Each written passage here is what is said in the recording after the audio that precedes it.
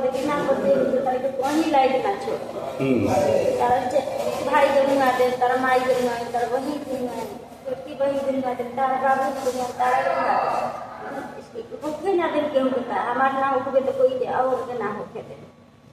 छपरा में प्रेम प्रसंग को लेकर ट्रिपल मर्डर। सनकी प्रेमी ने प्रेमिका और उसके परिवार वालों पर धारदार हथियार से हमला कर मौत के घाट उतारा।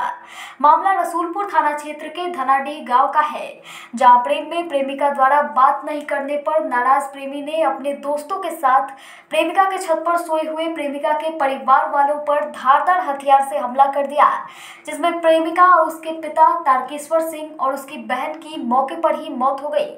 जबकि इस घटना में घायल अवस्था में प्रेमिका की मां शोभा देवी किसी तरह भागकर अपनी जान बचाई है और पुलिस को सूचना दी। पुलिस ने त्वरित कार्यवाही करते हुए इस घटना में शामिल प्रेमी सुधांशु कुमार उर्फ रोशन एवं उनके साथी अंकित कुमार को गिरफ्तार कर लिया है और घटना कारित करने वाले हथियार को भी जब्त कर लिया गया है। इस घटना के बाद गांव में तमाम संख्या में पुलिस बल और मजिस्ट्रेट की तैनाती कर दी गई है।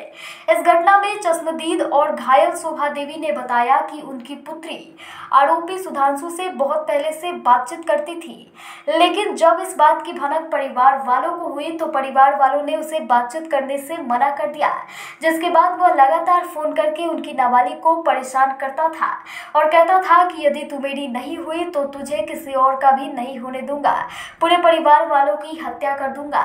इसी बीच मंगलवार की मध्यरात्रि सुधांशु उर्फ रोशन अपने एक साथी के साथ धारदार हथियार के साथ प्रेमिका की छत पर चढ़ गया, जहां पूरा परिवार एक साथ सो रहे थे। इसी बीच प्रेमिका ने देख लिया और फिर शोर मचाने लगी। तभी प्रेमी ने उस पर चाकुओं से हमला कर दिया और एक एक करके 3 हत्याओं को अंजाम दिया, जबकि प्रेमिका की मां ने किसी तरह जान बचाकर पुलिस को सूचना दी।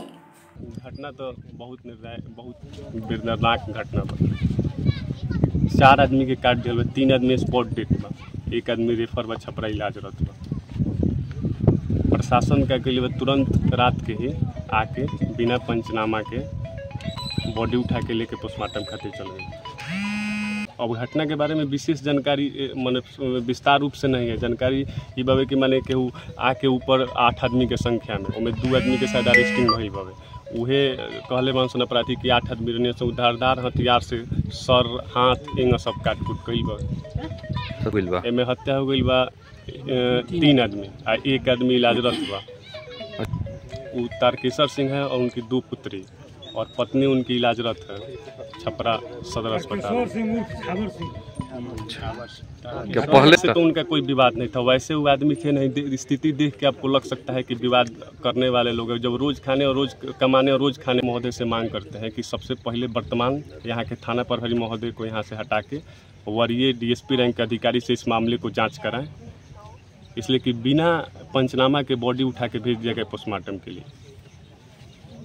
और कह रहे हैं कि मान लीजिए कि यदि राजपूत होना शर्म की बात है, मान लीजिए उसी के चलते हत्या हुई, मान लीजिए यदि देखिए रसूलपुर के धानीडीह इलाके में 3 व्यक्तियों के शव मिलने की बात आई थी। रात में जो सूचना मिली उस पर तत्काल हम लोगों ने वेरीफाई करते हुए वहां पर जब गए तो देखा कि एक ही घर में पिता और उसके 2 पुत्रियों की लाश पड़ी हुई थी और जो माँ थी वो किसी प्रकार बच के भागी थी। तो फिर उसको हम लोगों ने इलाज के लिए भर्ती करवाया और उनसे जो पूछताछ करके जानकारी मिली है उसके हिसाब से जो है उनकी शिनाख्त पर 2 लोगों को गिरफ्तार किया गया है, जो अपने घर से पकड़े गए हैं, जिनके कपड़ों में खून के निशान थे, पैरों में खून के निशान थे और उनकी निशानदेही पर हम लोगों ने हथियार भी बरामद कर लिया है, जो कि एक चाकू है। इसमें मूलतः कारण जो है प्रेम प्रसंग का बताया जा रहा है। जो आरोपी है रोशन, उसका जो है इसमें से जो बड़ी लड़की चांदनी है उसके साथ इसका जो है संबंध था और बीच में जो है घर वालों के दबाव में लड़की ने इससे बातचीत करना बंद कर दिया था। इसी से क्षुब्ध होकर के इसने जो है ये सारी प्लानिंग करी और इस घटना को अंजाम दिया है। उसने अपना अपराध कबूल भी कर लिया है और इसमें जो है एफएसएल की टीम वैज्ञानिक तरीके से जांच कर रही है। हम लोग इसमें जल्दी से इन्वेस्टिगेशन पूरा करके स्पीडी ट्रायल के माध्यम से इसको सज़ा दिलाएंगे। जो बच्चियां दोनों मरी उनकी उम्र क्या है? क्या ये लोग बालिग है या नाबालिग है? ये दोनों नाबालिग बताई जा रही हैं, उम्र वही 14, 15, 16 के बीच में बताई जा रही है। किस तरह की सजा का प्रावधान है नए कानून के तहत?